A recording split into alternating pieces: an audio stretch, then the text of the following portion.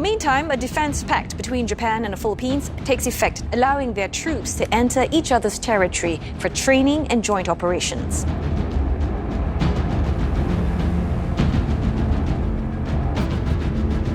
The Japan-Philippines security axis is accelerating faster than any other defense partnership in the Indo-Pacific. And the latest development marks another leap forward. On November 26, 2025, Philippine Navy Chief Vice Admiral Jose Ambrosio Espeleta confirmed that Manila is now seeking 5 additional retired TC-90 maritime patrol aircraft from Japan's Maritime Self-Defense Force, a move that comes on the heels of ongoing talks about Japan's possible transfer of retired ABUKUMA-CLASS destroyer escorts. These are not minor requests. They are building blocks of a strategic transformation that is redefining how Manila monitors, defends, and asserts presence across its vast maritime territory. For Japan, this deepening cooperation reflects its expanding security role across the first island chain. For the Philippines, it is a critical step in closing long-standing surveillance gaps at sea. As Vice Admiral Espeleta put it clearly, "We still have a lot of gaps in our maritime domain awareness, so we want to determine if we can incorporate these additional aircraft into our fleet." Beneath that simple statement lies a much bigger story, one of 2 democracies aligning their capabilities, doctrines, and strategic futures at a moment when maritime tensions are rising and the need for credible, coordinated defense has never been more urgent. A diplomatic row between China and Japan stirring up old maritime tensions. China has sent a Coast Guard ship formation through islands that are claimed by both Beijing and Tokyo. The Philippines is urgently seeking more TC-90 aircraft because it faces a surveillance challenge unlike anything most nations confront. With a 2.26 million square kilometer exclusive economic zone, one of the largest in Asia, the country is responsible for monitoring waters so vast that even major navies struggle to patrol such distances. Yet Manila can currently keep watch over only about 30% of this maritime expanse, leaving enormous blind spots that Chinese Coast Guard vessels, maritime militia, and research ships routinely exploit. This is where the TC-90 becomes critically important.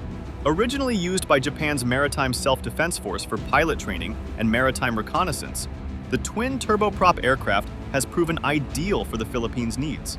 Slow enough to observe fishing vessels up close, fast enough to cover long stretches of coastline, and versatile enough to track militia swarms, shadow suspicious ships, and conduct route surveillance over hotspots like Scarborough Shoal, the Batanes Islands, and Palawan's contested waters. But the significance of the TC-90 goes beyond its technical performance. It carries strategic and historical weight. When Japan first transferred 5 TC-90s to the Philippines in 2017 and 2018, it marked Tokyo's first ever transfer of military aircraft abroad, made possible only after Japan relaxed its strict defense export rules in 2014. These TC-90s primarily will be used to patrol our maritime domain. That transfer broke decades-old barriers and signaled Japan's willingness to take on a more proactive role in regional security. As Japan's Ministry of Defense said at the time, the TC-90 transfer symbolizes Japan's commitment to supporting regional maritime security. 8 years later, the symbolism has matured into a hard strategy. The Philippines needs more eyes in the sky, and Japan is emerging as the partner most willing and most capable of filling that gap.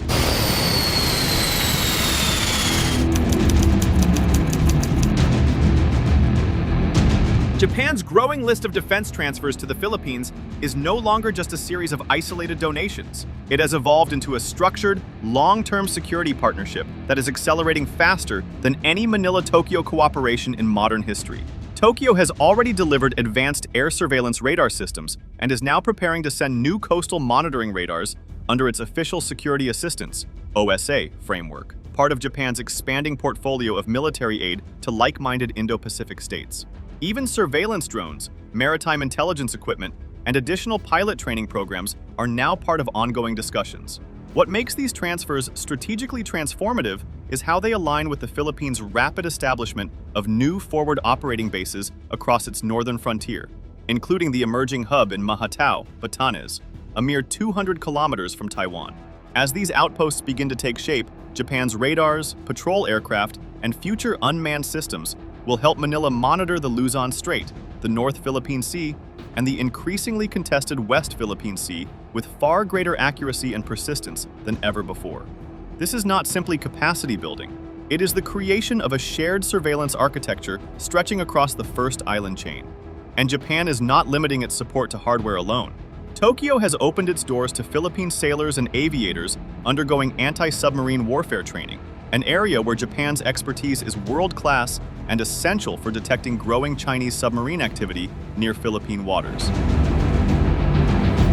As Vice Admiral Espeleta acknowledged, Japan is helping us with intelligence sharing and anti-submarine expertise. We need this to build a modern navy. The message behind these transfers is unmistakable. Japan is no longer just helping the Philippines watch its seas, it is helping Manila prepare to defend them. The possible transfer of Japan's ABUKUMA-CLASS destroyer escorts represents one of the most significant naval modernization opportunities the Philippines has faced in years, not simply because of the ships themselves, but because of what they symbolize in Manila-Tokyo security relations. Built between 1989 and 1993, the 6 ABUKUMA-class vessels that the Philippine Navy inspected are proven multi-role workhorses, designed with a strong emphasis on anti-submarine warfare, coastal patrol operations, and escort missions. Exactly the kind of gap-filling capabilities the Philippines urgently needs as Chinese submarines, Coast Guard cutters, and maritime militia push deeper into contested waters. Vice Admiral Espeleta's request for at least 3 vessels reflects a pragmatic doctrine rather than ambition. 1 ship deployed on operational patrols, 1 in scheduled maintenance, and 1 dedicated to crew training and systems integration. This rotation ensures that the Navy maintains real, uninterrupted maritime presence without overtaxing new assets, a critical lesson learned from previous fleets that wore out faster than they could be replaced. But the true complexity lies not in the ship's condition, but in the legal and political debate unfolding in Tokyo. Japan's current arms export restrictions limit the transfer of lethal weaponry, a legacy of its post-war pacifist constitution.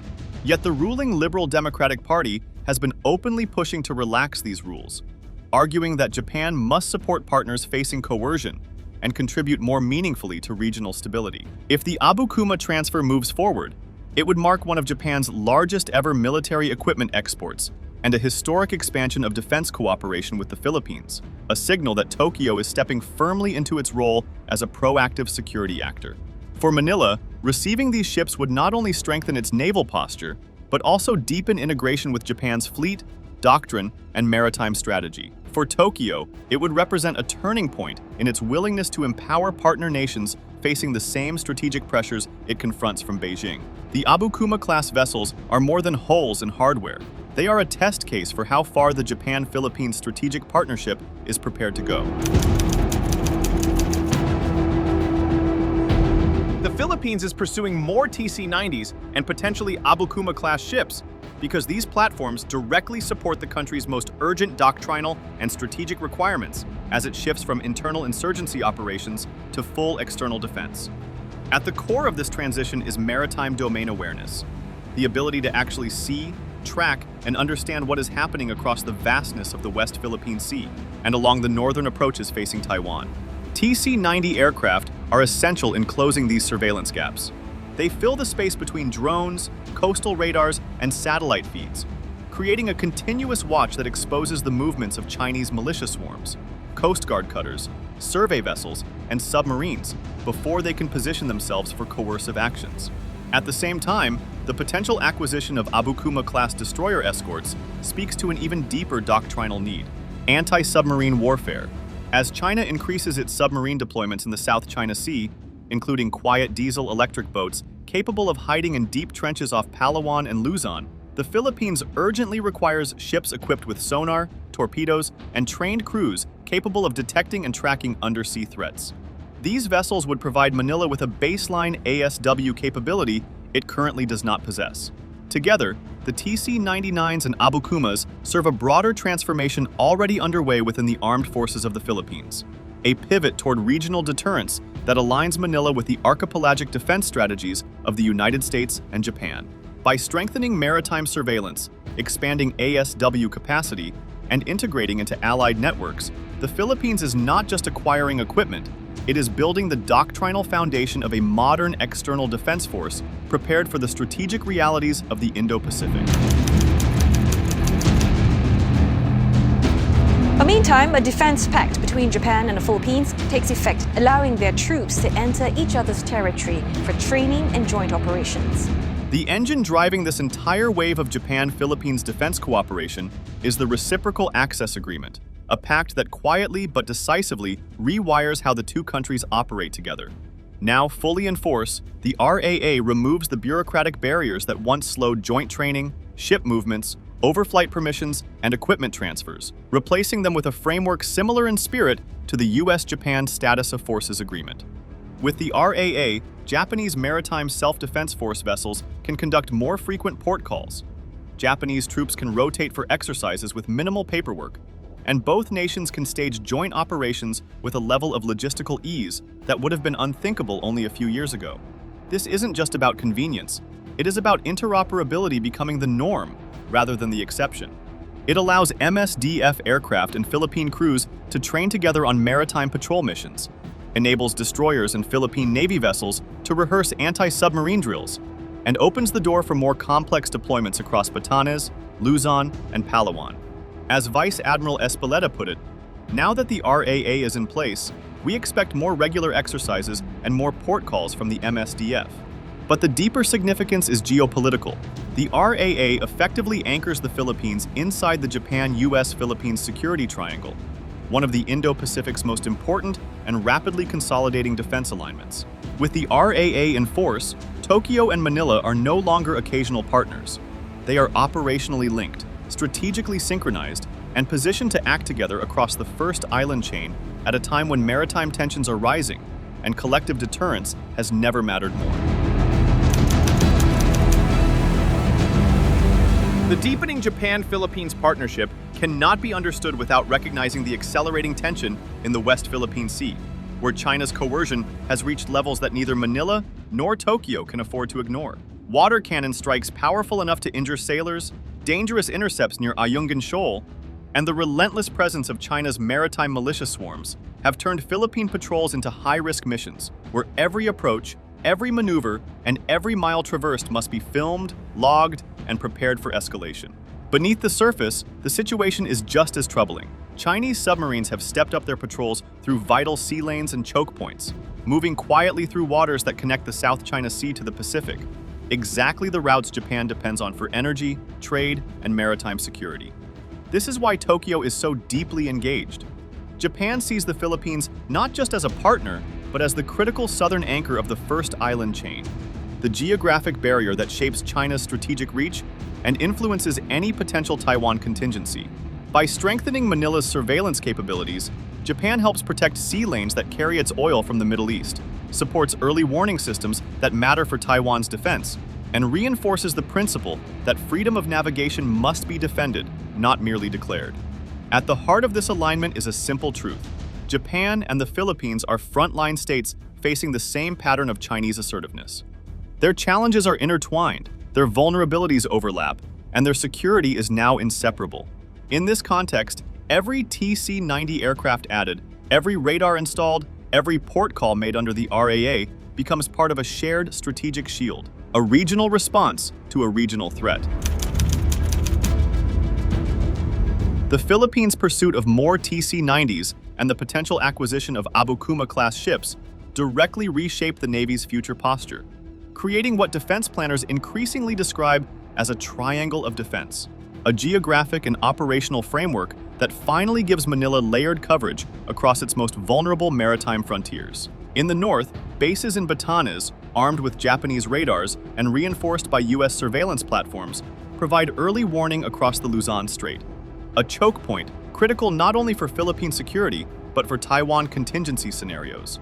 To the west, TC-90 patrol planes, fixed coastal radars, and the newly deployed BrahMos missile batteries form the backbone of deterrence in the West Philippine Sea, giving the Philippines the eyes, the tracking data, and the strike capability needed to monitor, and if necessary, challenge hostile movements near Scarborough Shoal and Second Thomas Shoal. In the south, maritime patrol expansion and upgraded ports strengthen the Navy's ability to respond to gray zone activity, smuggling routes, and potential incursions into the Sulu and Celebes seas. The synergy of these assets becomes even clearer when viewed through the lens of modernization. The TC-90s, with their long flight endurance and wide area coverage, dramatically enhance the reconnaissance and targeting picture for systems like BrahMos, giving mobile missile batteries the real-time intelligence they need to track surface targets across hundreds of kilometers. Meanwhile, the ABUKUMA-class destroyer escorts would provide badly needed anti-submarine and escort capabilities, allowing the Navy to protect its patrol ships, safeguard undersea cables, and accompany logistical convoys during crises. All of this supports a broader evolution unfolding within the service. The Philippine Navy is no longer merely a coastal constabulary force. It is beginning to function as a true maritime defense institution with layered surveillance, strike readiness, and multi-domain coordination. As Vice Admiral Espeleta put it plainly, "We're trying to build a modern Navy. We need expertise from Japan and the US." That statement captures the transition now underway. These acquisitions are not about prestige hardware. They are about transforming the Navy into a force that can detect earlier, respond faster, and operate confidently in a region where maritime threats are becoming more complex, more coordinated, and more strategically consequential by the year. The Philippines' move to acquire more TC-90 patrol aircraft and potentially bring ABUKUMA-class ships into its fleet marks a historic acceleration in its military modernization. But more importantly, it signals the emergence of a new security architecture taking shape across the Indo-Pacific. What once felt like cautious cooperation has now matured into one of the region's fastest-growing strategic partnerships, with Japan stepping forward as Manila's closest security partner after the United States. The RAA has transformed a relationship from episodic cooperation into a living framework. Intelligence sharing, joint patrols, anti-submarine training, and asset transfers are no longer symbolic gestures, but the building blocks of a durable security alliance. For the Philippines, this means greater surveillance, stronger deterrence, and a Navy that can finally watch, respond, and defend across the vastness of its maritime territory.